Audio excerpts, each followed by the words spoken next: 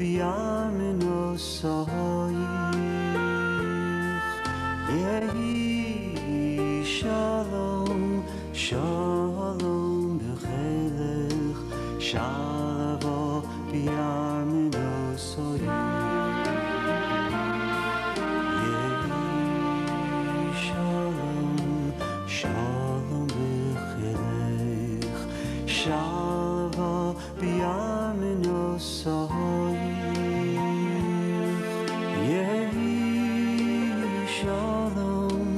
Shalom b'chelech shalva b'yarmino soyim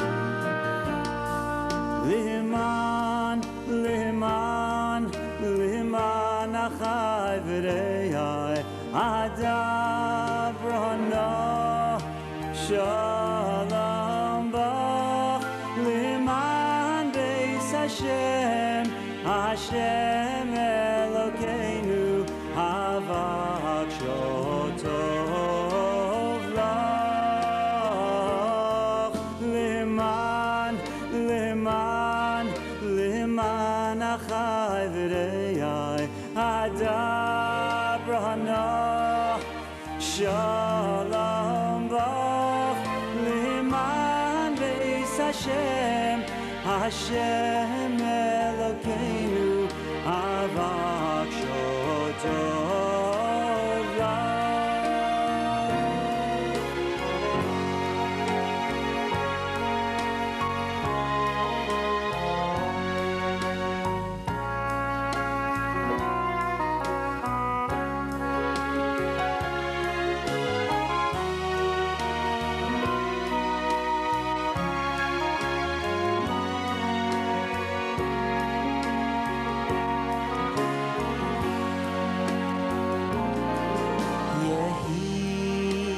Shalom, shalom b'chelech, shalva b'yarmino soyich. Yehi shalom, shalom b'chelech, shalva b'yarmino soyich. Leman, leman, leman achai v'reyai Adabrano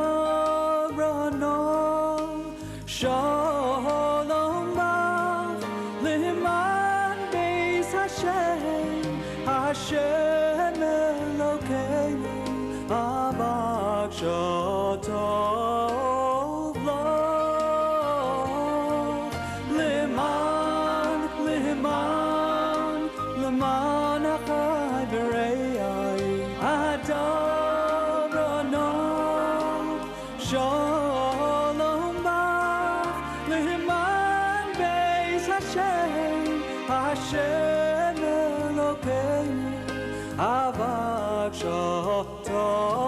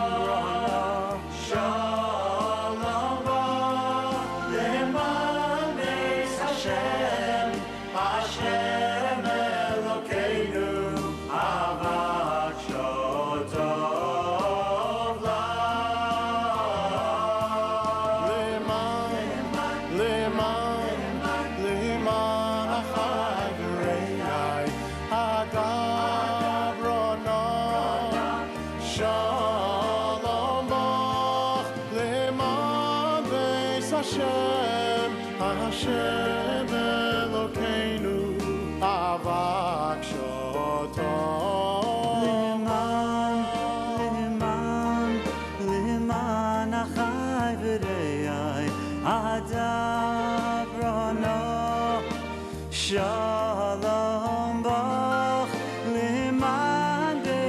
Hashem, Hashem Elokeinu, Avat Shotov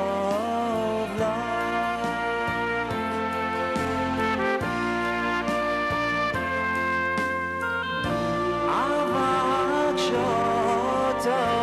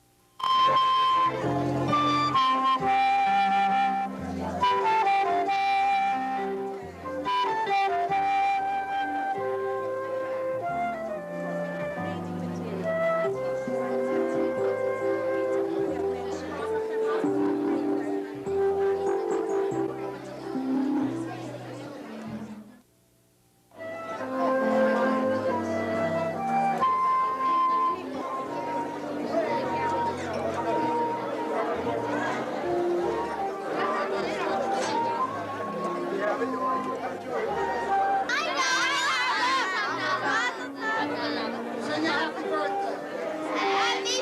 Have a very bar mitzvah. Okay. Sorry, you just messed up. Elizabeth, you're the one who's rental and have you? And we ran into the store. And it has weird names. And I just want to keep that. It's like a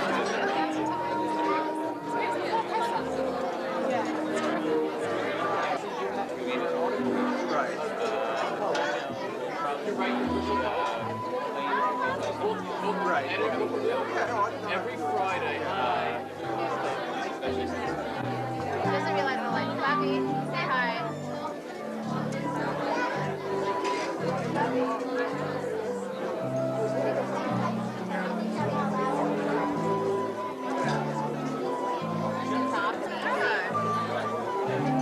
Hi, Mazel Tov, Nava. Nava, you look gorgeous, and your future life should be as gorgeous as the Simcha is you are. And what can I say? I'm not so good at this. Nava, I hope your cheek muscles have relaxed somewhat by the time you see this. The next day. The next day. The next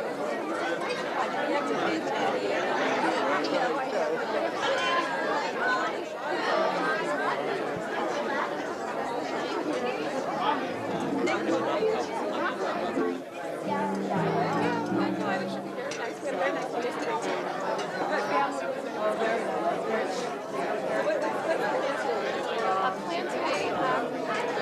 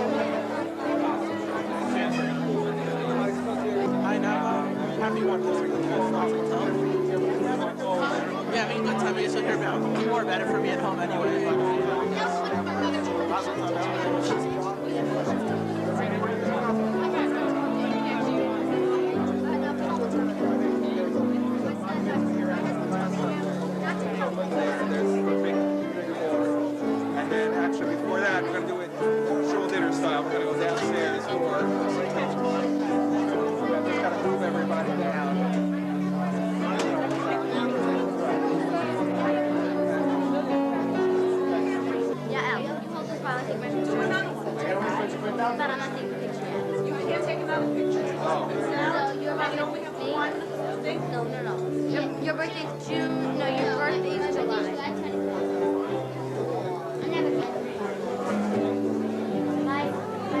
You better call numbers, guys. But we'll be here a whole time, right? I want. Yeah, but you actually want to be there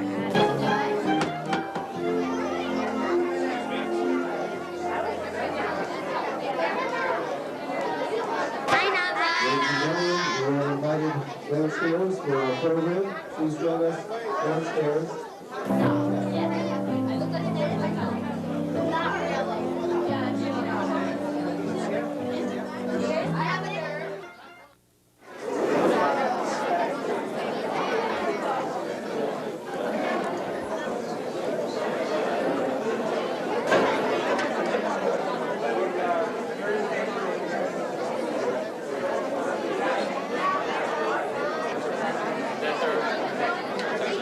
Everybody smile and say hello. Hi, Mazel Tov. Mazel tov, Nava. Mazel Tov.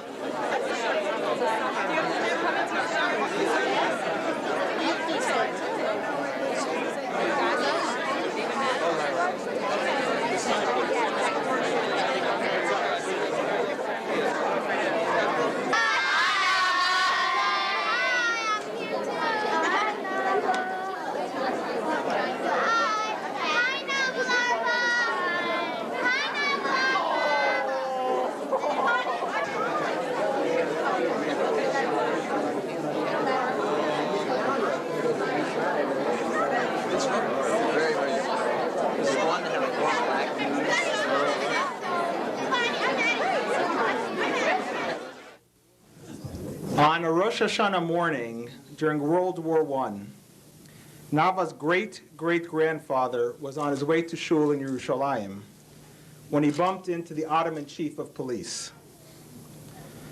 Rabbi Simcha Mandelbaum knew the chief of police, and so they started talking. The police chief told him that he had a special job that day, to visit all the shuls and look for anyone evading the Ottoman army draft. Now, it was a well-known fact that once caught, draft dodgers were forced to pay the ultimate price.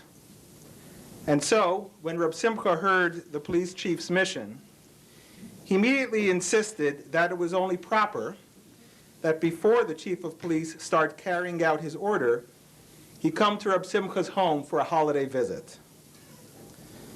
The chief of police wasn't surprised by the invitation, since Simcha Mandelbaum and his wife were renowned for their warm hospitality. The holiday visit stretched out until late morning as he plied the Ottoman officer with the delicious food that had been prepared for the Yom Tov meal. In the meantime, instructions were sent out to the shuls to finish the davening quickly and go home. The officer, who felt that time was passing, worried that he was going to be found guilty of violating the order he was given. Reb Simcha responded, "Lo avarta al shum pekuda, amru leka lechapes, lo paktu alecha limtzo." You didn't violate any command. You were ordered to search, but you weren't commanded to find. I tell the story for three reasons. First, I think it's a great story. Second, as when Reb Simcha's friend accepted his invitation, Rachel, Nava, Ellie, Yossi, and I are delighted that our friends and family from near and far have been able to join us. Unlike Simcha Mandelbaum's invitation to the chief of police, however, our motives are not quite as ulterior. The motive, of course, for our Simcha is instead the same as that which motivated the Mandelbaum's hospitality on all other occasions. A desire to commemorate and mark a wonderful occasion with thanks to Hashem and Divrei Torah shared with dear friends and family. And so, we extend a very warm welcome and thank you to those who have joined us from near and far for this wonderful simcha. A special welcome to Rachel's brother and sister-in-law, Josh and Debbie Rabinowitz, and their daughter Miriam, who came in from California. To Rachel's sister Faggy and her daughter Pearl, who came in from Boston and from Philadelphia. And to my parents, Dr. Jack and Devorah Friedman, who flew in all the way from Israel. I said before that there were 3 reasons for telling this story. By way of explaining the 3rd reason, I'd like to give you a little background. As some of you know, at Nava's suggestion, Rachel and I have learned Sefer Malachim with Nava for her bat mitzvah. One way to summarize the Book of Kings and its 50 or so chapters is to think of it as a book of genealogy. Sefer Malachim gives us lists of kings and the stories of their lives. But these lists and stories are, of course, not simply given as history lessons. Rather, as with all stories in Tanakh, they were written with a moral purpose, so that we may be inspired by the wonderful example of the great people who came before us and forewarned by the negative example of the not-so-wonderful people. Perhaps because of this, I was inspired, as an integral part of celebrating Nava's reaching her Gil HaMitzvot, to learn more about our own genealogy. The more I learned about the previous generations, the more I realized that this interest in genealogy was, well, genetic. As Rachel's grandfather put it in explaining his interest in the subject, he wanted his children to know, Mi atem umi avichem. Nava's great-grandfather wanted his children to know their genealogy so that they should be inspired by the lives of previous generations and encouraged to live up to the example they set. Rachel's grandfather also warns us, though, V'lo katafti zot kedei lehitgaot hein ata bni hein at biti. He warns us not to think that knowing who your ancestors were and what their accomplishments were by itself makes one a better person. This lesson, that genes do not make the man or the woman, is also one that we learn from Sefer Malachim. Sefer Malachim tells us of evil kings whose fathers were great kings, such as the evil Menashe, son of the great king Chizkiyahu. It tells us of evil kings whose fathers were evil, such as the evil Ammon, son of Menashe.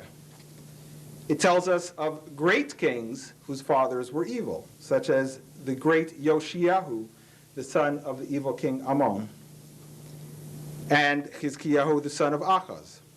And finally, it tells us of great kings whose fathers were great, such as Shlomo ben David. Rachel's grandfather, Rav Yosef David Brandwein, had it exactly right.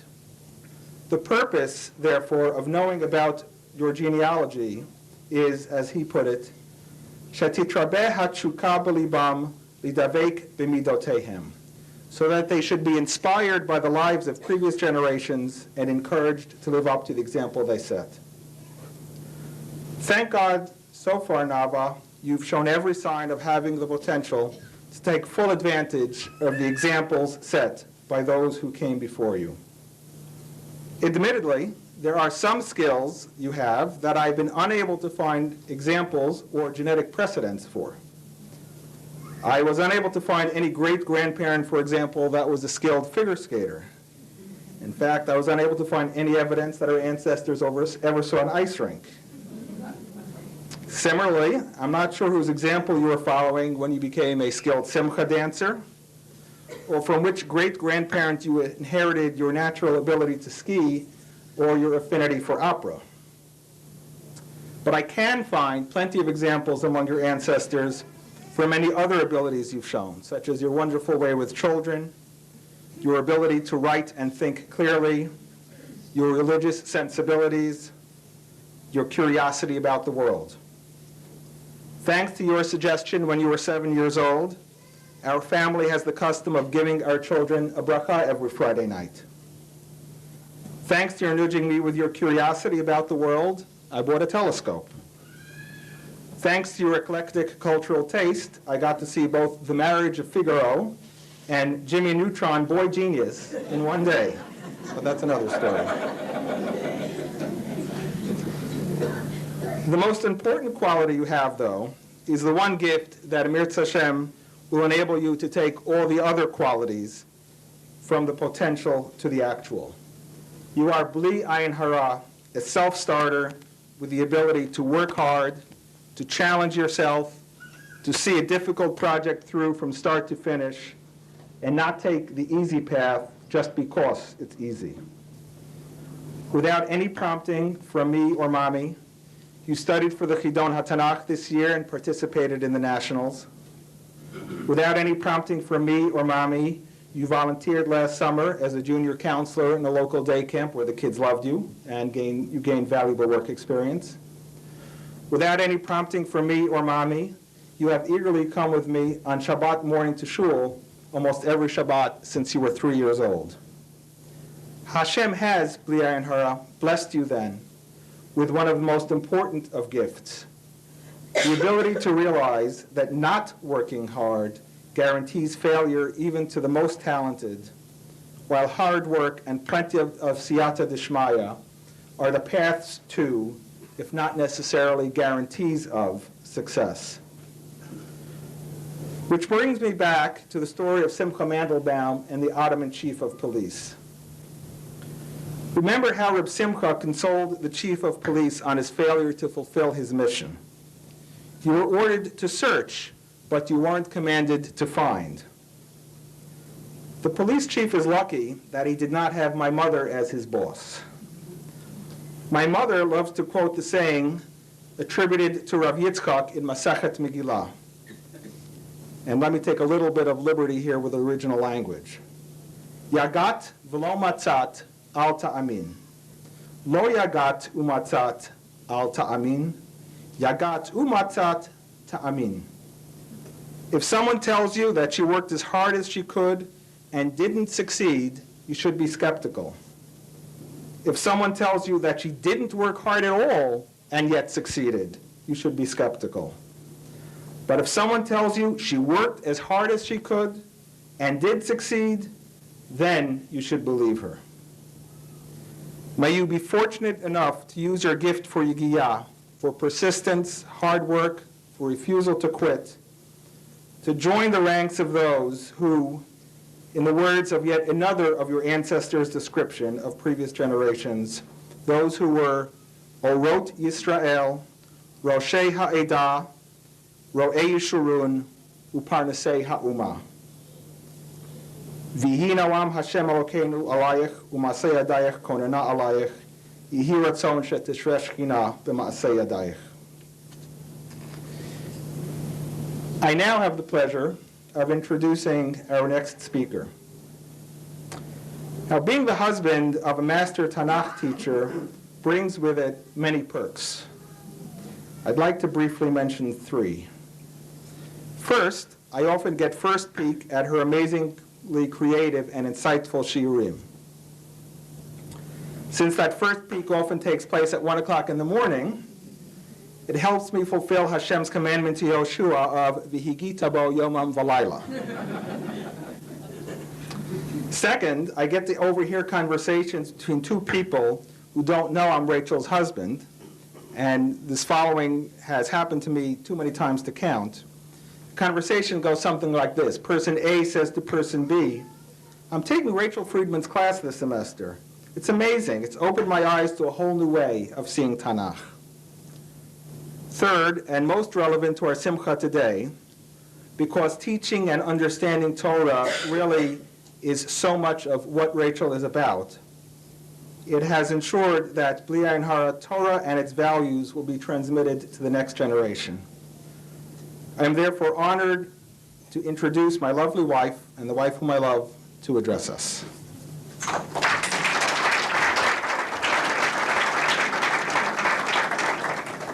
Okay. Thank you very much. I think I can't introduce my husband because he spoke already, but when he said that he's there for me at 1 o'clock in the morning for shiurim and everything all the time, just know that he's there at 1 and at 2 and at 3 and at 4 and at 5 and at 6 and at 7 and at 8 and at 9 and all the time. And I thank God that I have him, because without him I wouldn't have my life. So thank you.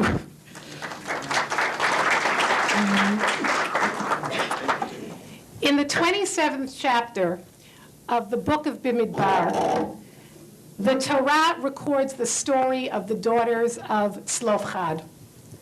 The daughters of Tzlofchad come forward and stand before Moshe, Elazar HaKohen, the tribal heads, and the whole assembly, and they declare, "Our father died in the wilderness, and he has left no sons.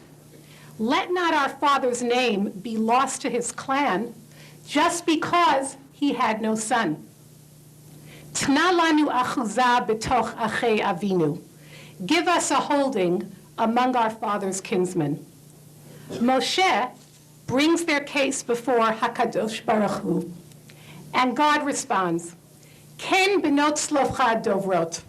The daughters of Tzlofchad speak properly.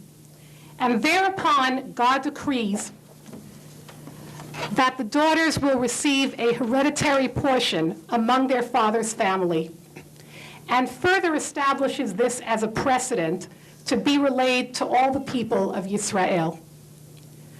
What I have always found so exciting about this story is not so much the answer that is given, but rather that the daughters come forward and ask the questions. And I would suggest to you that God's response reflects appreciation and praise for the proactive initiative taken by these 5 women.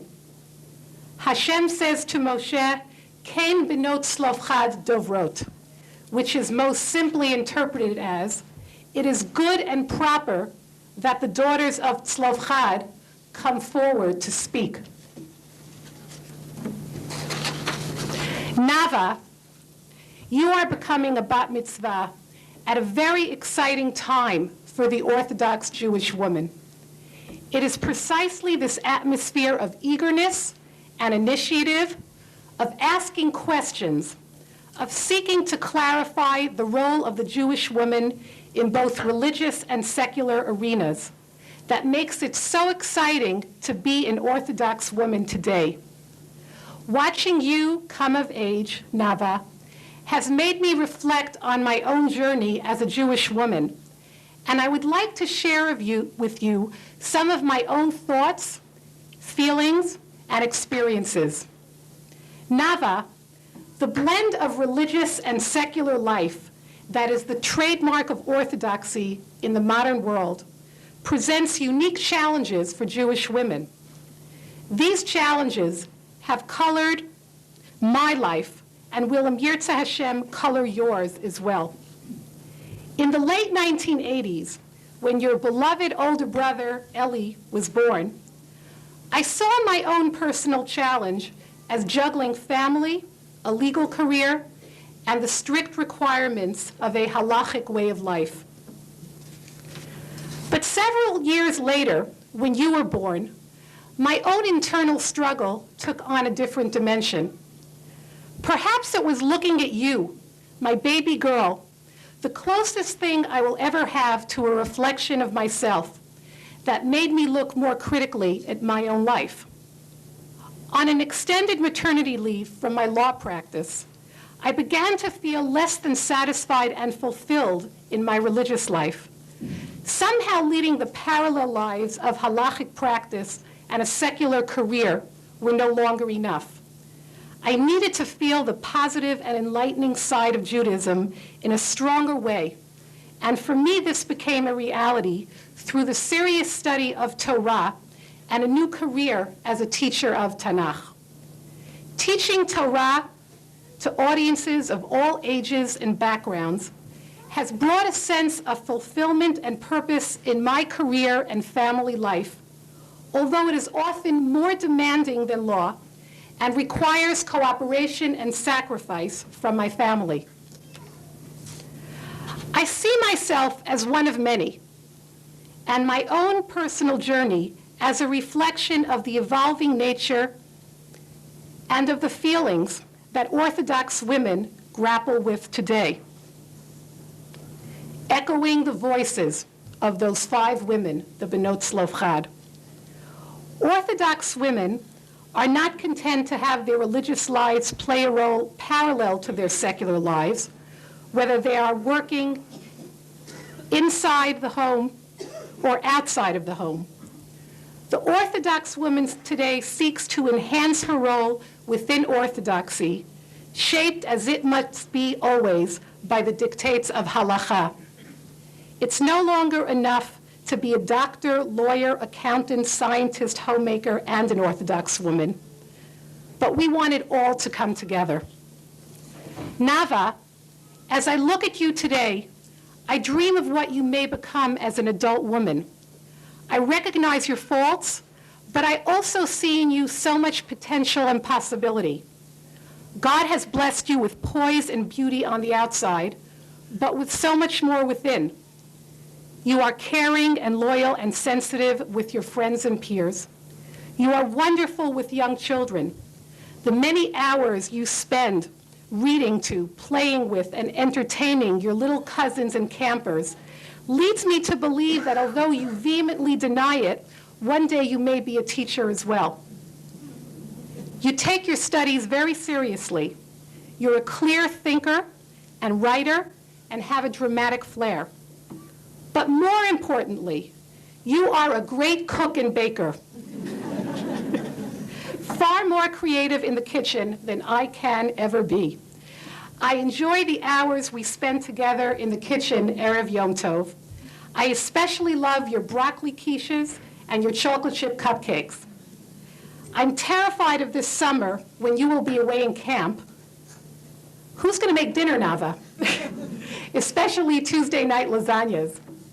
Nava, when I hired you in September to make lunch for yourself and Yossi, your little brother, for $1 a day, I knew I was getting a good deal.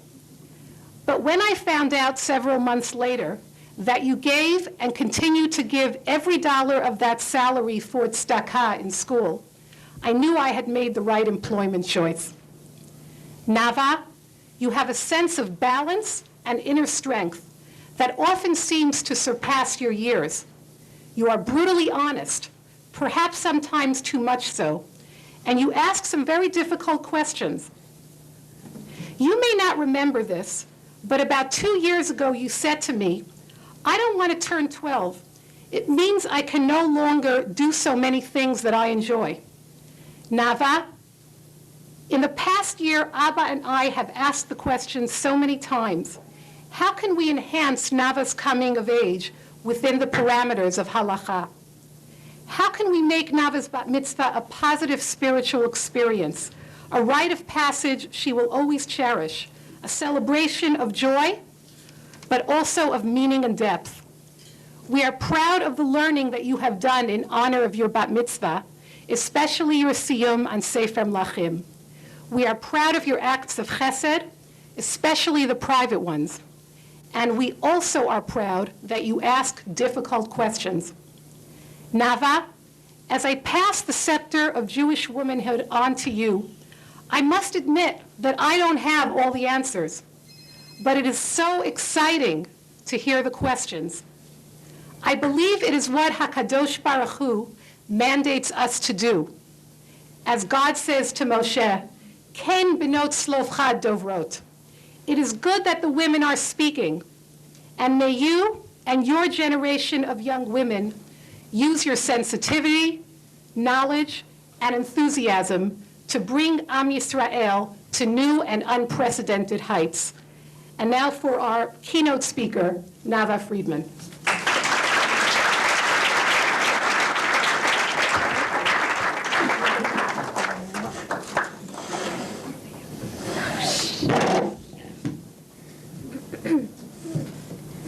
Shchura ani v'nava benot Yerushalayim.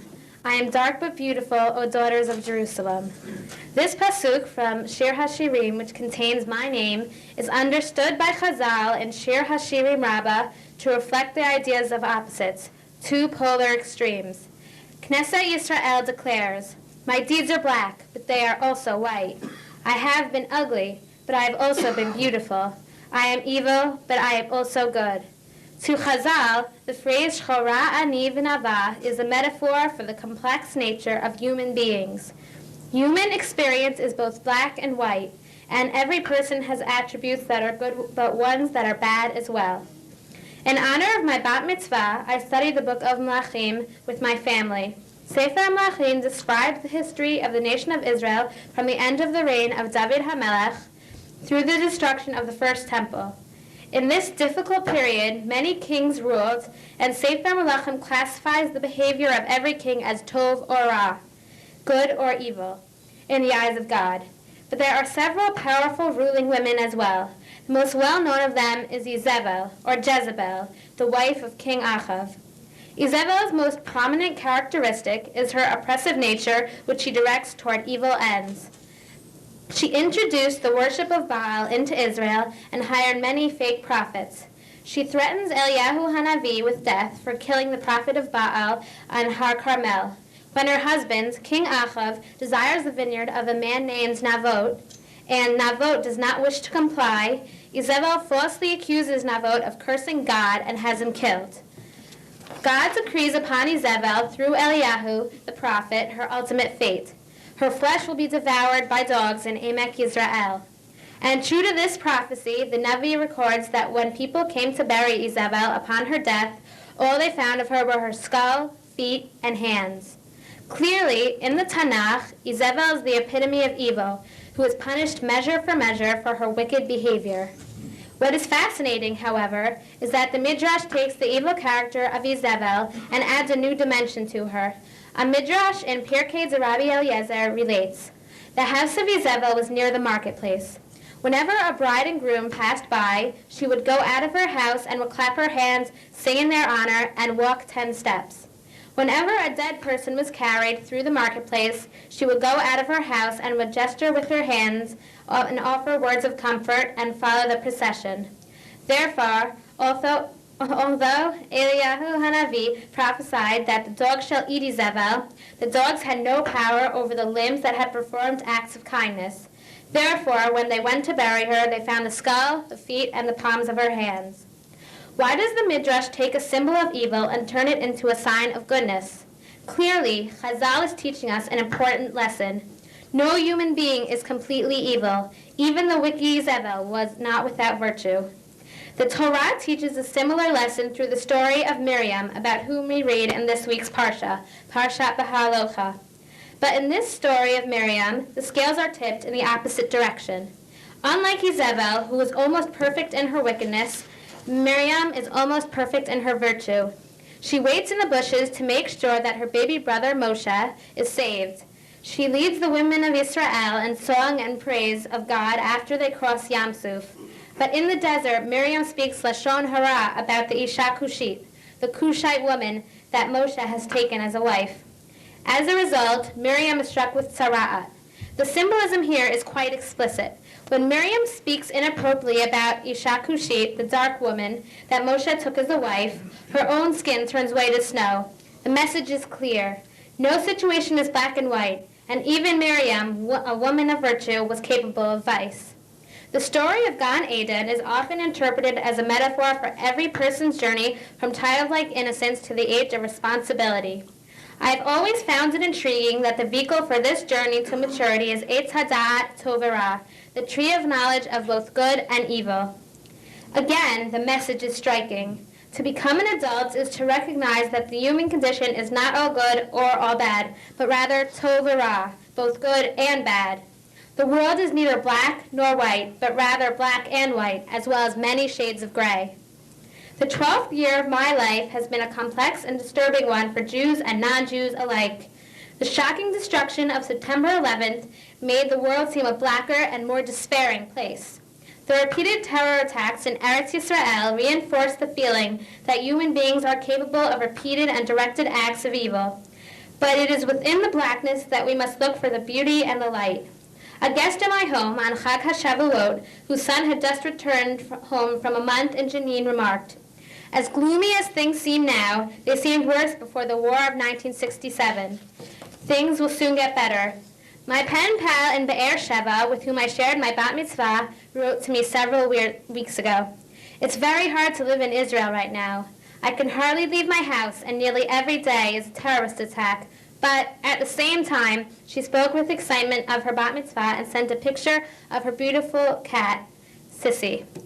In a way, to become a bat mitzvah is to recognize the true nature of human beings and to exercise judgment accordingly. Each of us is born with certain innate characteristics, but it is up to us to direct and cultivate those traits in a proper direction. The Zeal Avizevel could be used to exploit, cheat, and kill, but it could also be used to comfort those in mourning and to bring joy to brides and grooms. Miriam's extraordinary capacity for speech could be used to lead the women of Israel in song and praise of God, but could also be used to speak ill of her brother, Moshe. As I become a bat mitzvah, I must recognize that within me is the potential to be Shchora or Nava, and I hope that I will always be true to my name. There is a well-known saying, Miktzat shvacho be'einav v'chulo lo b'fanav. I would like to acknowledge in small measure some of the very special people who have made a difference in my life. Zaidi Alav Hashalom. Although you are no longer with us, I know you are here today in spirit. I will never forget the special smile you reserved for your grandchildren, the strength of your personality, and your tremendous love for Torah. Babi Tibadel Chaim, I am inspired by your bubbly personality and your courage in the face of hardship. But most of all, I hope that one day I can be almost as great a cook as you. Saba and Savta, your Zionism is inspiring, and so are your constant gifts. But more importantly, you always make me feel special. You admire everything I do, whether I deserve it or not. My dear beloved brothers, Eli and Yossi, you have given me the distinction of being the only girl in the family, and you remind me of it on a daily basis. And Acharon Chaviv, Mommy and Abba. It would take all night to thank you for your constant love, support, guidance, entertainment, and the strong, value-driven home you provide for Eli, Yossi, and me. And everyone already knows that you are role models in Torah scholarship, chesed, and community leadership. But I would like to thank you for something that I have never thanked you before, and that is my name, Nava. Mommy, you have often told me that you and Abba gave me the name Nava because it is your favorite name. Now, as I enter the next stage of my life, I think I understand why that is so. Shchora ani v'nava b'not Yerushalayim. Mommy and Abba, you have taught me that the world may sometimes seem dark, but it is also beautiful, and it is up to me to seek out the goodness and the light.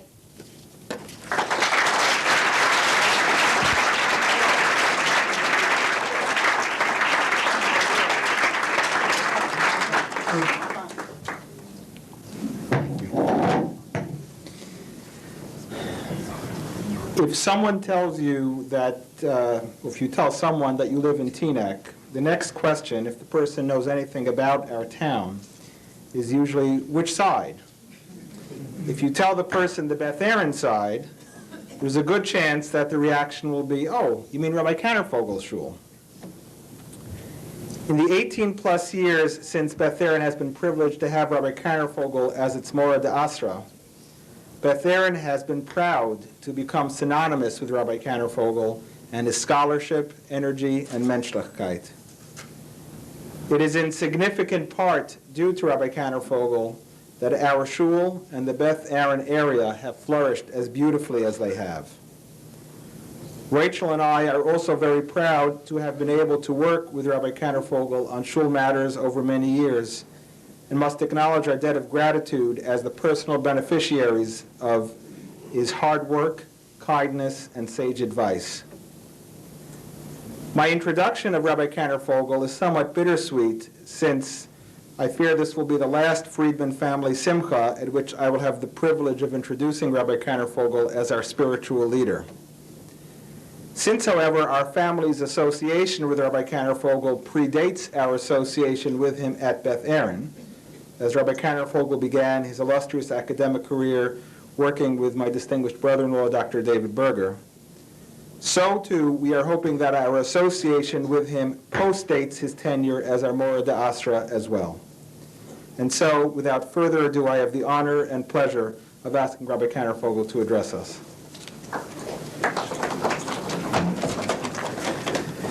Thank you very much, Alan. As these events go, I often do back cleanup. I think there may be more coming too, but this fourth spot, which is a spot I liked as a kid playing ball too, however, I dare say that this is one of the most difficult fourth spots I've ever found myself in. I must say Nava in particular, that was about as fine a bas or bar mitzvah dvar Torah as I've ever heard.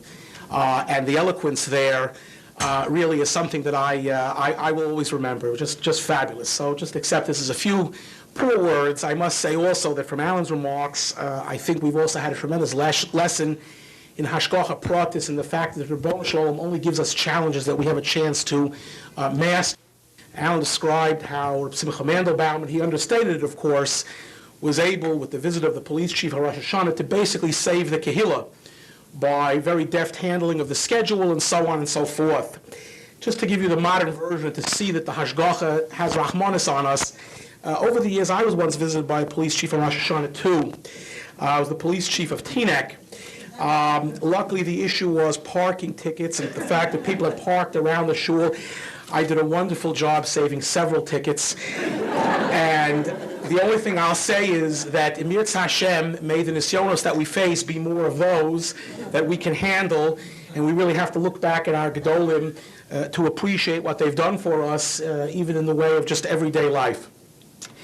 I knew that I'd have the opportunity, since the siyum was done on Sefer Malachim, no mean feat, an entire family, parents, and bas mitzvah, and I'm sure brothers by extension as well.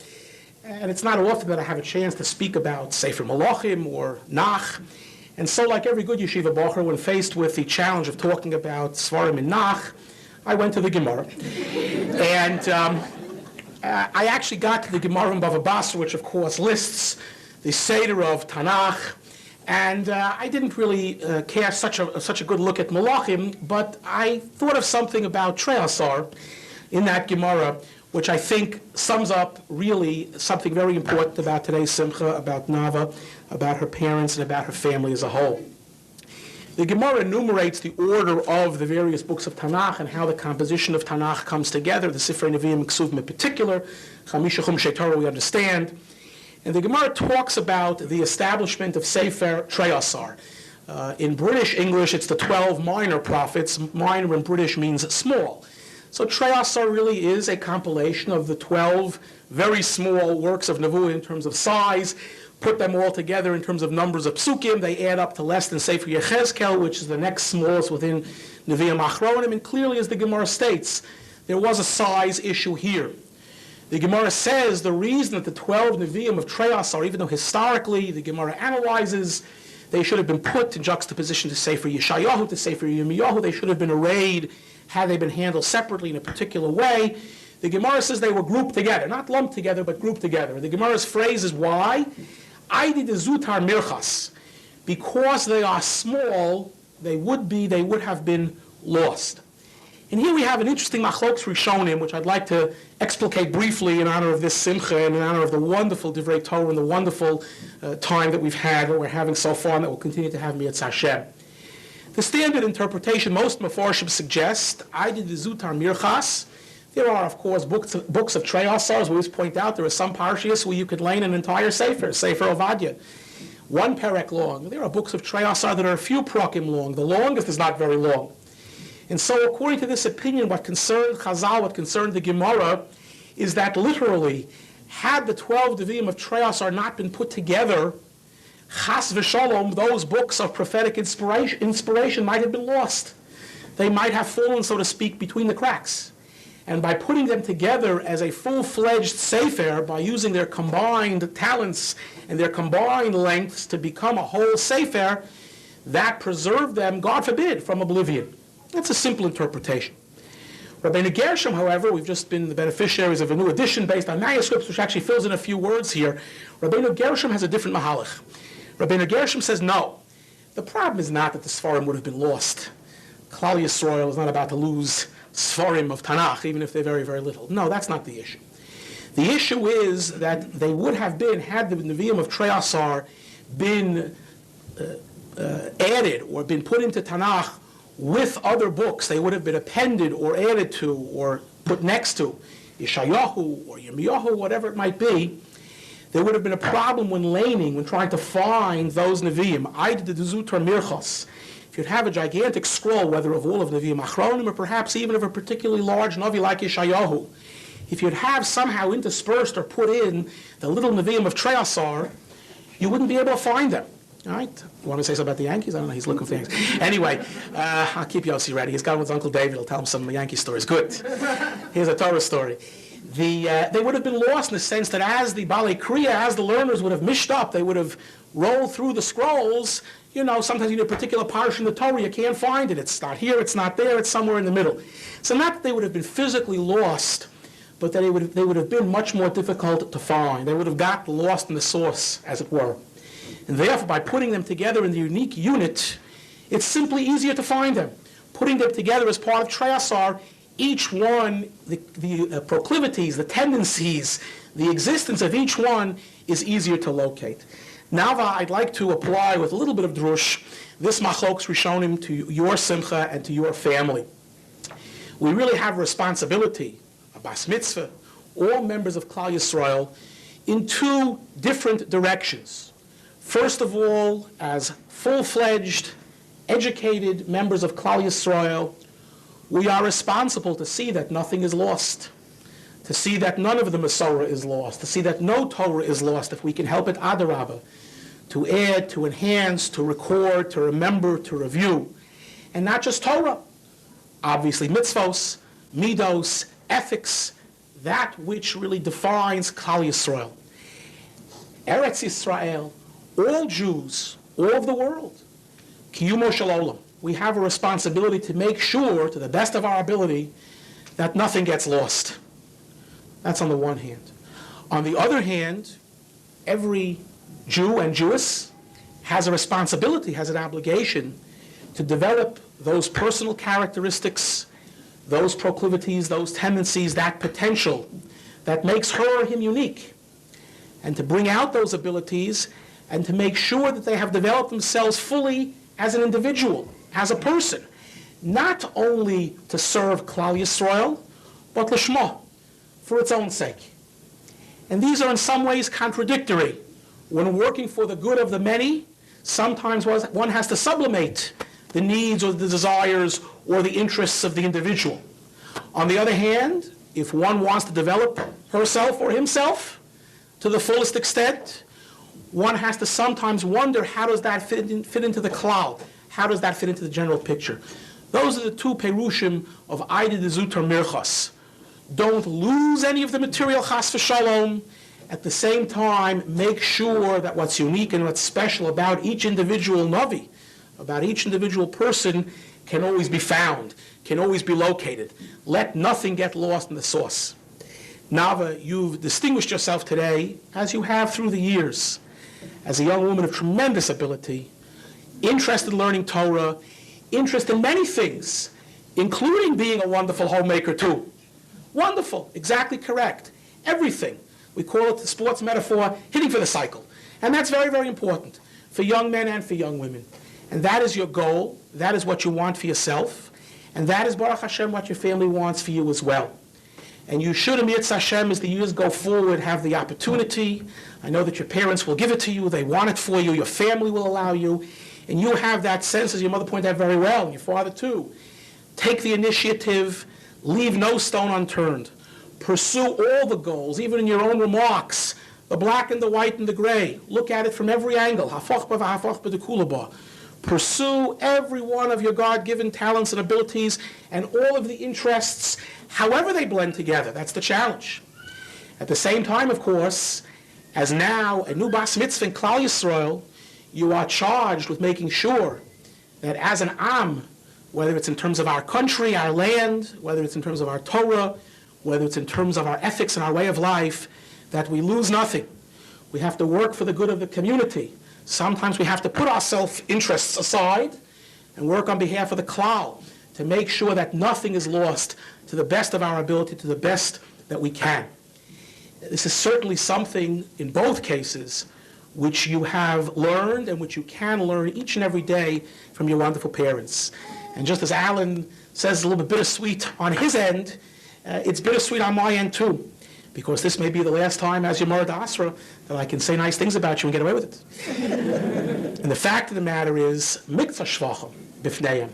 The fact is that over the years in our shul, in addition to the excellent learning and to the scholarship and to the remarkable display of personal abilities and really talents, the Friedman family, Rachel and Alan together with the children, have always had as their number one goal the advancement of our Kehillah, the advancement of Klal Yisrael, microcosm, macrocosm, Hainu Hach. And the work that they have put in over the years, officially, from the days of the Gaba'us, the Shiurim, for the women, for the men, and so on, the opportunities for learning, presidency, boards, it doesn't matter what the official title was, because without the official title, even more work got done sometimes, remarkably. But that ability and that concern to say, we have abilities and talents, we have careers to pursue, Baruch Hashem, we have teaching to do, we could take off, because after all, we're doing important things as individuals. That was never the attitude. The attitude was always the other way around. While we are developing ourselves in a wonderful way, how can we also, at the very same time, even more so, contribute to the benefit of the community, contribute to the learning, contribute to the shul, contribute to the mitzvos, contribute really to the entire existence of the Kehillah. That was always the attitude. That was always the approach. So Nava, you have a wonderful role model there, wonderful role models there. And of course, as you yourself know, you have also Baruch Hashem, not just amongst your aunts and uncles and the larger mishpacha, I know very well, but amongst your grandparents, your grandfather, Rav Rabinovich Zatzal, who's not here today, and Libarl Ben Chaim L'Chaim, your grandmother and your grandparents from Eretz Yisrael who are here, you have exactly those same values. I think about your grandfather of blessed memory and the stories that I've heard just from within the family. I sit in the family row, I come with the family, Baruch Hashem. The stories, which I only know some of them, stories of individual virtuosity and maintaining abilities and learning and personal desires and personal goals in the most difficult conditions, always at the same time with giving to Kehillah as Morad Asra or as member or as teacher in whatever capacity. That's a role model, that's a concept that I think is unbeatable as a model to put before your eyes. And Mirz Hashem, grandparents should have gesund, they should have arichas yomim to see wonderful nachas from you, from your brothers. And I want to say again, just finally to Rachel and to Alan, you can't imagine whatever you think you've done for our community and whatever people have told you that you've done and whatever it says in the dinner journals and whatever it says in all of the other places, the school, various school literature that I'm sure has been produced over the years, that I know has been produced, whatever you think you've done for the Kehillah, it's just a tip. The support that you've given and the friendship that you've given and the honesty and integrity and love that you've given are really things that are so part and parcel each and every day. You have a chelik in that. And Nava, you're starting on your path. Keep an eye on the parents. Wonderful teachers. Mazel tov.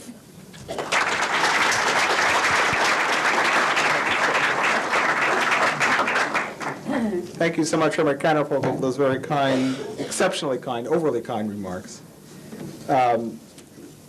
There's a famous Gemara in Sota, Arba'im Yom Kodem Yitziras Avlad, Bat Kol Yotzeit Ve'omeret, Bat Ploni Leploni. 40 days before a baby is created, a Bat Kol calls out, so-and-so is designated to marry so-and-so, so-and-so is designated to marry so-and-so. I'm convinced that at least for some of us, this same perfect match is to be found between an individual and that person's vocation. If I had any doubt that that was true, Rabbi Qualwasser, the dean of Yavne Academy, where Eli graduated from last year and where Nava and Yossi now go, Rabbi Qualwasser would certainly dispel such doubts. Rabbi Qualwasser is such a natural at what he has been doing for the last 25 years at Yavne that it's really impossible to imagine him doing anything else.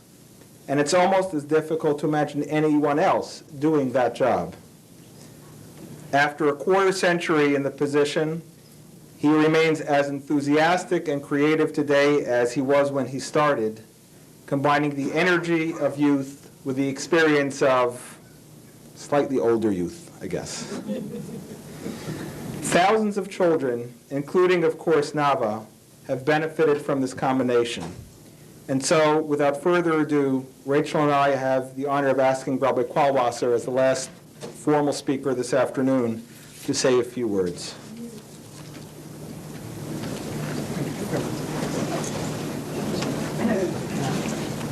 Thank you, Alan, for that beautiful introduction, but I have to tell you, after listening to the members of the family, especially to Nava, I could probably summarize my words by saying that you and your brothers, you are the ones that make my job so meaningful. Because you are really the epitome of what Torah and Madah are all about, in terms of chesed, in terms of tzedakah, in terms of involvement, and in terms of really what we hope for every Jewish child to grow up to. Ladies and gentlemen, as you can well imagine, I listen to many, many b'nei mitzvah and b'not mitzvah. Yours, Devar Torah this afternoon, Nava, is lamala lamala. I cannot recall, certainly in recent history, listening to such a magnificent Devar Torah and know that you not only understand it, but you believe it and you live it. And so I just would like to add a very brief thought to this beautiful simcha, the simcha of Torah, this simcha that in a way celebrates your bagrut, your coming of age. In Yirtzeh Hashem, this coming Shabbat, and we've had a number of references to Parshat Bahalotcha this afternoon, we know about Eldad Umedad. And we know that Moshe, at a certain point, is requesting from HaKadosh Baruch Hu certain assistance. And he's given this assistance, and there are Shivim Zekenim, and there are two that are left over, Eldad Umedad. And who are these people? They were Mitnabim B'Machaneh. All the other Zekenim were at the Ohel Moed. And these two remained in the Machaneh. They were not among the other 70. Yehoshua, who was going to be, of course, Moshe's successor, comes running to Moshe Rabbeinu and says to him, Vayomer, Adoni Moshe Kla'im, stop them. They are not on your level. They were not chosen among the 70. Why do you permit them to continue? Rashi brings two medrashim, both seeing Eldad Umedad in a negative light. One, put them in jail, lock them up, because they are prophesying, Moshe, that you are not going to continue much longer and that I will be taking over. And I don't want to deal with that aspect. Another Medrash says, Moshe, they think they're so wonderful. Give them a job. Let's see how responsible they are. Let's see what they really can deliver. And what is Moshe's response? Moshe's response is no. Mi yitain kol am Hashem nevi'im. Moshe's response is, what are you so worried about, Yehoshua? Spread the wealth. If there are people that are able and that are capable, why are you so worried? Now it is interesting because Rashi continues and explaining that in a negative light. But other of the Mefarshim, specifically the Sforno and the Chizkuni and the Ibn Ezra, they take a different approach. Let me quote the Ibn Ezra's words. The Ibn Ezra's words are as follows. Halach Moshe b'livui lachalok lahem kavod. Moshe Rabbeinu basically leads all the troops back to where Eldad Umedad are standing to give them the kavod that they deserve. Because in Moshe's mind, and in the depth of Moshe's heart, he is not concerned about being won or not permitting others to share responsibility and leadership and involvement. Nava, I've had really, for me, it's been a privilege and a pleasure having been involved in Ellie's education and your education and your brother Yossi's education, and certainly having your parents at my side whenever I need them at the school. You are a very distinguished family. You're a family that clearly thinks out the issues. You are a family that understands what is at stake.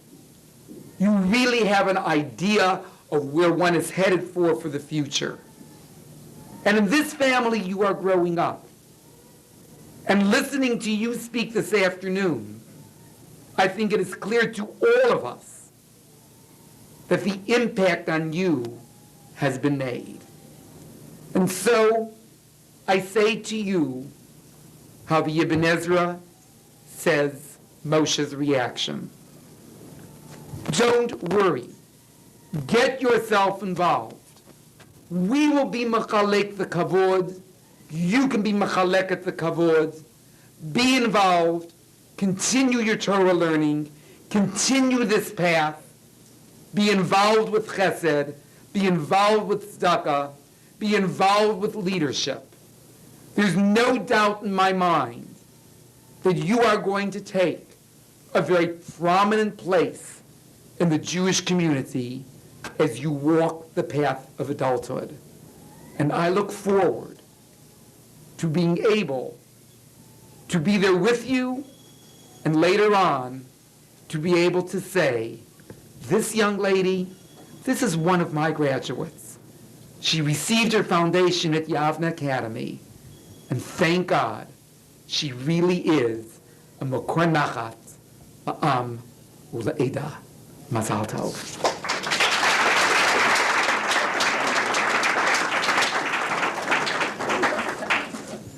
Please join us upstairs as the Simcha continues.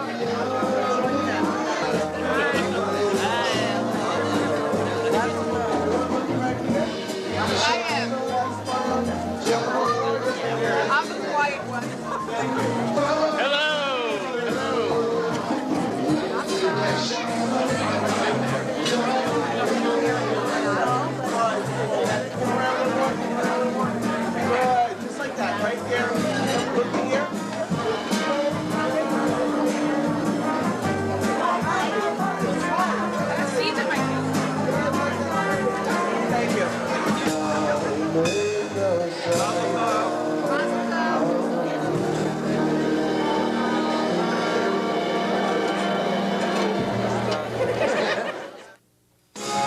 for a little dancing. Please join us on the dance floor. Greeting your hosts, Rachel and Alan, together with Ellie and Yossi, and of course, the guest of honor, dear Bat Mitzvah, Nava.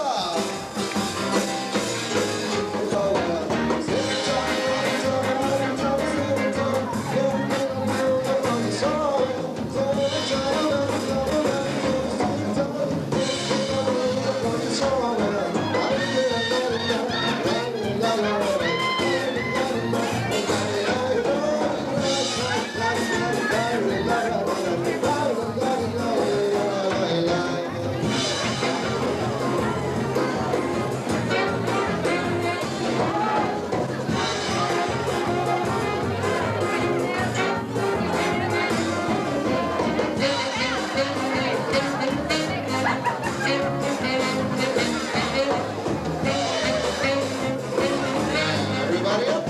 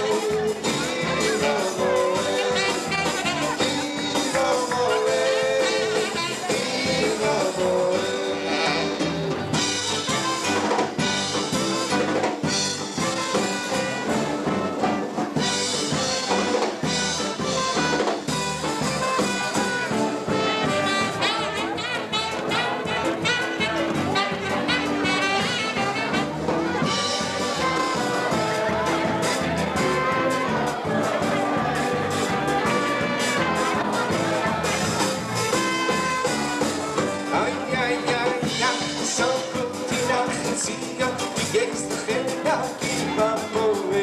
Ach, the sun, Kinach Tzia, jetzt the Chena, Kiva Moe. Ach, the sun, Kinach Tzia, jetzt the Chena, Kiva Moe. And get the Kiva Moe. Kiva Moe. Kiva Moe. Kiva Moe.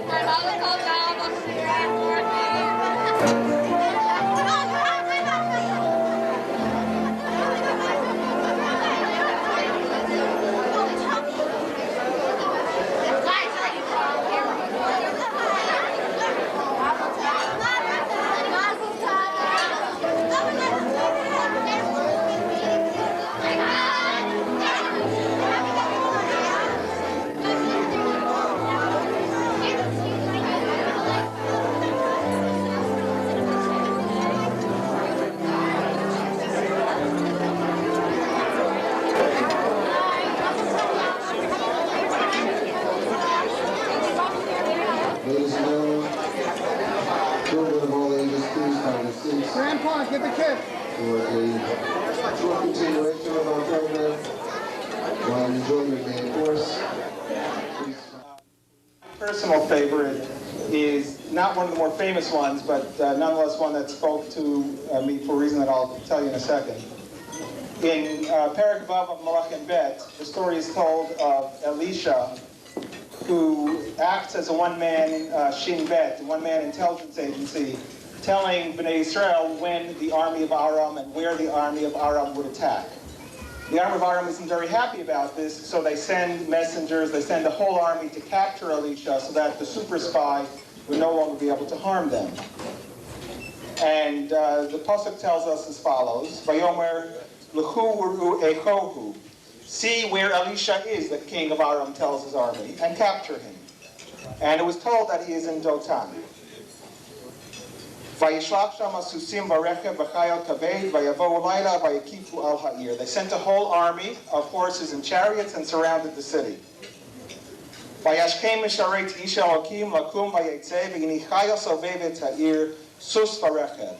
His servant, Elisha's servant, got up in the morning and he looked out and he saw that the entire city of Dotan was surrounded by horses and chariots. Oh, my master Elisha, what shall we do? We're just two of us and we have thousands and thousands of chariots and horsemen and soldiers surrounding us, trying to capture us. Vayomer al tira. Elisha responds, do not fear. Ki rabim asher itanu me asher otam. There are more of us than there are of them. Now, at this point, Elisha's servant must have thought that Elisha had been out in the sun a little too long, because it looked like there were just two of them and thousands of the soldiers of Aram. Vayitpalel Elisha vayamar. So the Navi continues that Elisha prayed, and he said, Hashem pekachna et einav vireh. Open up his eyes, the eyes of the servant, so that he may see. Vayivkach Hashem et einei hanar vayar b'nei hahar malei susim v'rechav eish svivot Elisha. Hashem opened up the eyes of the servant, and all of a sudden there were thousands and thousands of soldiers and chariots and horses of fire surrounding Elisha, surrounding the army of Aram. So this hidden army that was all the time protecting Elisha, which only Elisha could see, all of a sudden became revealed to Elisha's servant. As I mentioned before, I've been going through genealogy of my family, and I felt at a point like Elisha's servant. I felt that all of a sudden there was this army of people behind me. Actually extremely humbling to find this army of great people that were directly responsible for our family being here. And frankly, I had very little knowledge of it. Everyone try to talk to Nava, it's your bar mitzvah day, so here's a few words we'd like to say. We made you a memory candle while making a mess. We wrote you a poem putting our minds to the test. Yesterday you were great and today you are too. We're happy to be here to share the celebration with you. Mazel tov, Nava!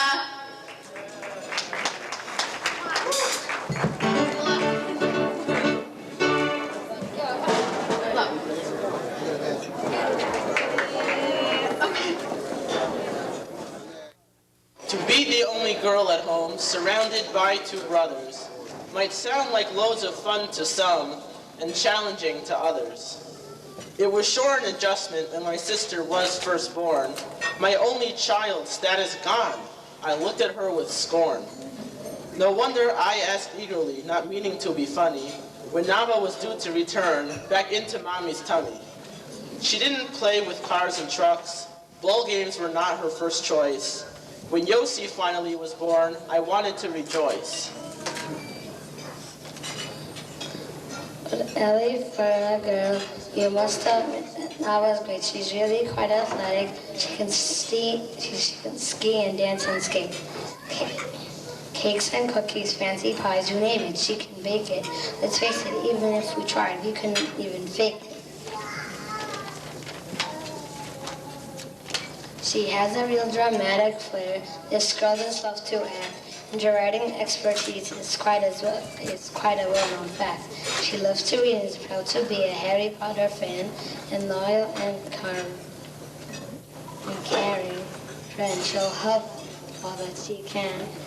So, though girls can be quite strange and may go through annoying phases, and though to be quite honest, Nava shrinks from public praises, the truth is that she's quite unique. We don't have sure impressed. Intelligent, articulate, she's poised and self-possessed. So even if we sometimes tease and fight as siblings do, Nava, we sincerely say that we're quite proud of you.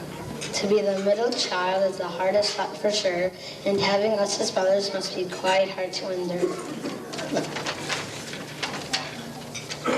So Nava, Mazal Tov to you. We wish you all that's good.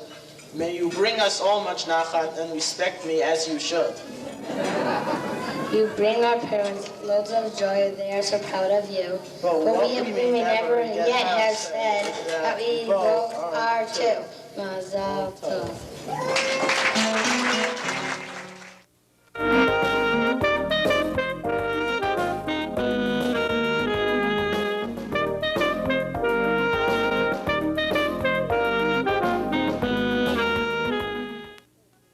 Dearest Nava, you're really special. It was a delight to see your video and to see you in person.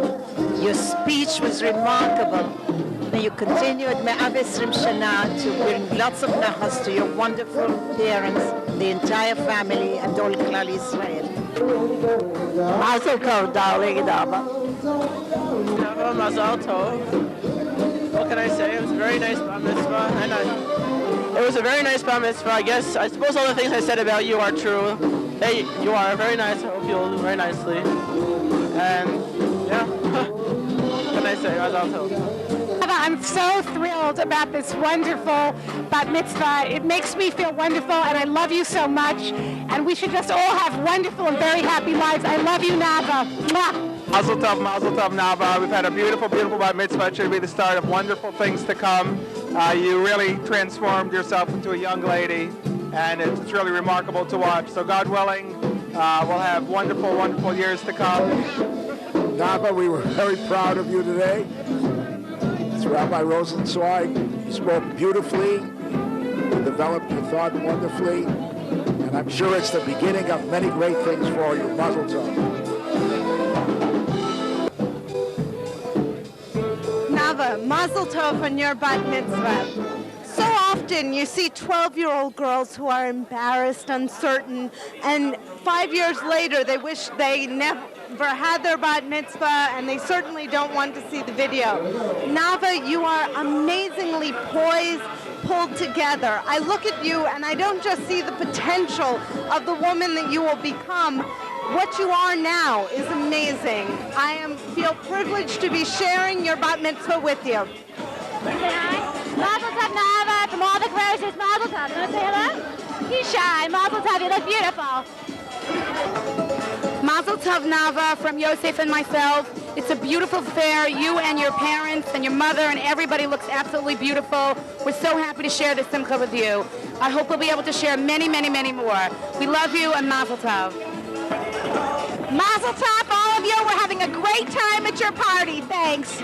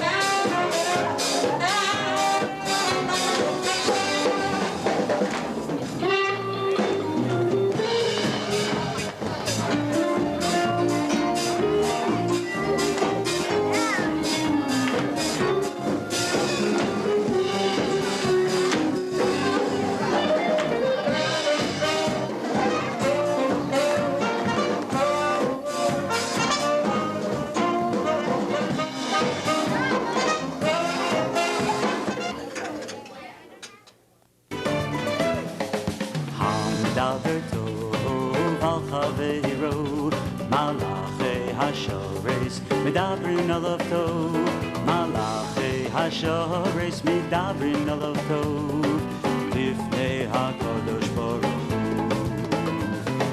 HaMedaber Tov Al Chaveiro Malachei HaShores Medabrin Alav Tov Malachei HaShores Medabrin Alav Tov Lifnei HaKadosh Baruch Hu HaMedaber Tov Al Chaveiro Malachei HaShores Medabrin Alav Tov Malachei HaShores Medabrin Alav Tov Lifnei HaKadosh Baruch Hu HaMedaber Tov Al Chaveiro Malachei HaShores Medabrin Alav Tov Malachei HaShores Medabrin Alav Tov Lifnei HaKadosh Baruch Hu.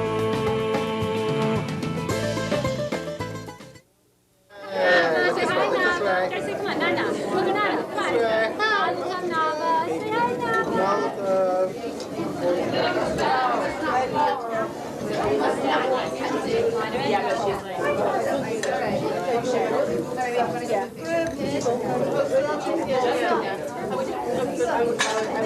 Say hi,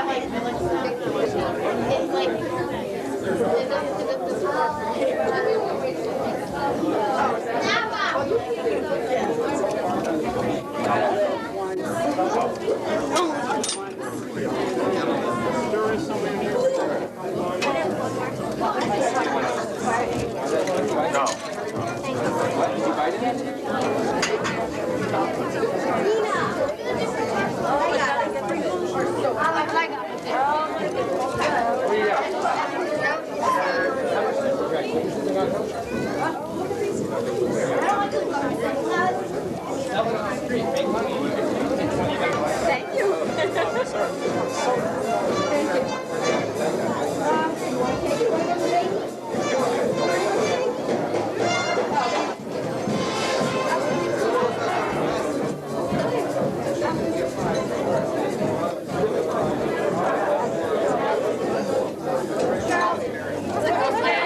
Show your mom the goodies, Nava. Oh, this is good. I like this. Yes, there's chocolate covered. Want a chocolate covered one? Gotta get a chocolate covered too. Hi there,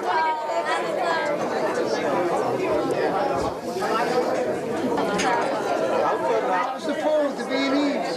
Delicious. Standing outside. Shalom to both.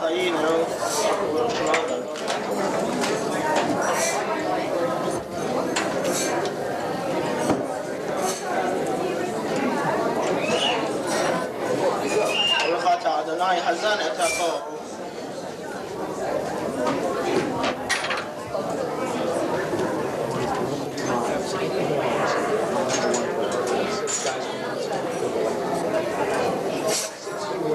Baruch atah Adonai al haaretz v'al hamatzot.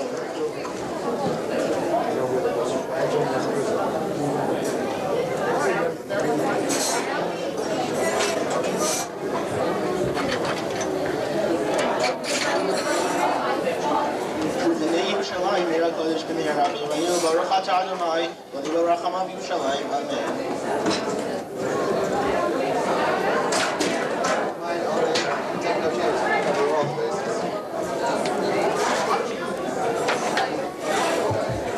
Rachamim v'chayim shalom v'chatuv l'olam ha'yichasrein.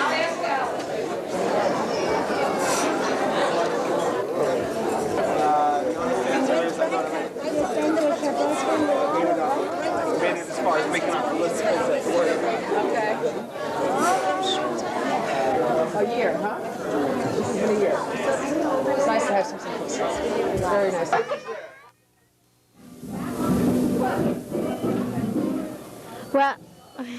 Well, the party's almost over, but I had a great time, and I'd just like to thank all my friends and my parents and my grandparents and everyone who came here to join in the Simcha with me.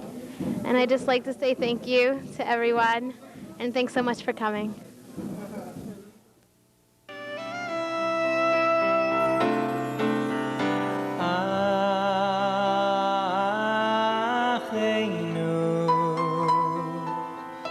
Kol Beis Yisrael